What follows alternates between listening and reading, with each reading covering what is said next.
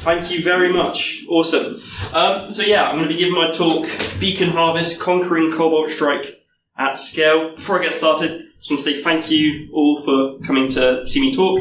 It is a privilege being at B-Sides Exeter for the second year on a row. It's a fantastic day so far. So many great talks, so I hope I live up to the standard of the rest. So yeah, without further ado, let's go on with it. So quick agenda. I'm going to start with an obligatory who am I? And at the core of this talk is gathering threat intelligence and looking at sort of threat data. So we're going to go through the foundations of what threat intelligence is, why it's important, and how we can gather it. And then we're going to be looking at Cobalt Strike. Cobalt Strike is what we call a C2 framework. We're going to get into this later. And then we're going to look at the configurations of Cobalt Strike and look at how we can sort of automate the extraction of these configurations from data online, from malware samples online. And we're going to have a quick look at this data and see if we can see any interesting insights. And we're going to wrap up. Before I get started, I just want to understand, are there any red teamers in this room? Any pen testers? Okay, there's one or two. Has anybody used Cobalt Strike at all? Just on training. Just on training. Okay, cool. I'm just interested. That's good. We'll go through it right from the beginning. So, who am I? I'm Ben. I go by the online handle Polygon Ben. I currently work as an analyst at one of Accenture's security operations centers. I've got a blog, a YouTube. I post content relating to CTF write-ups, walkthroughs, malware analysis. I really enjoy DFIR, digital forensics incident response. I enjoy malware analysis and threat hunting. But yeah, let's get to the interesting part.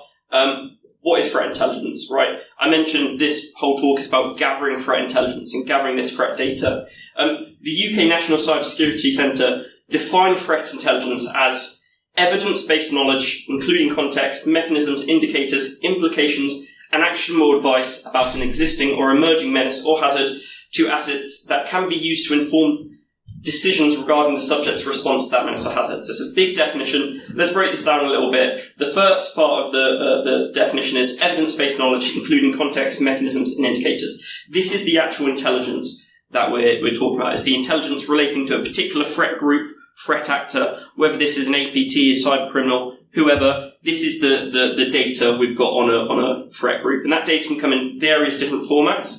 And it's important to mention this is evidence-based knowledge. So we're not just making up random data and guessing, right? We've got, we're getting this data and it's evidence back. So whether this is a past intrusion or from a sample of malware, it can be trusted and it can be sort of attributed to a threat actor. And then the second part of this definition is about an existing or emerging menace or hazard. This is the threat. This is the cyber criminal.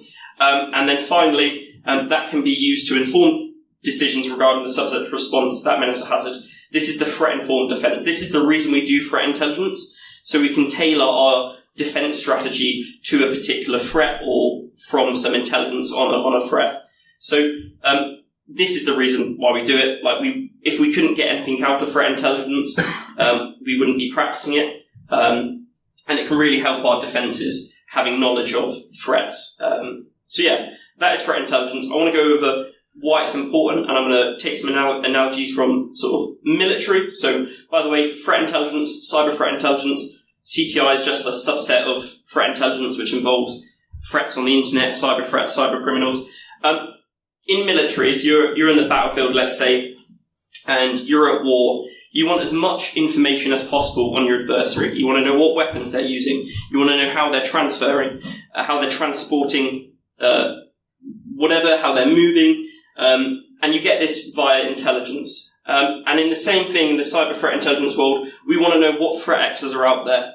We want to know what tools they use. We want to know how they move around networks. And so on and so forth. It's super important in military, and it's really important in the CTI world. If you're in a SOC or you're in an IR team, having that sort of threat intelligence capability, or having that data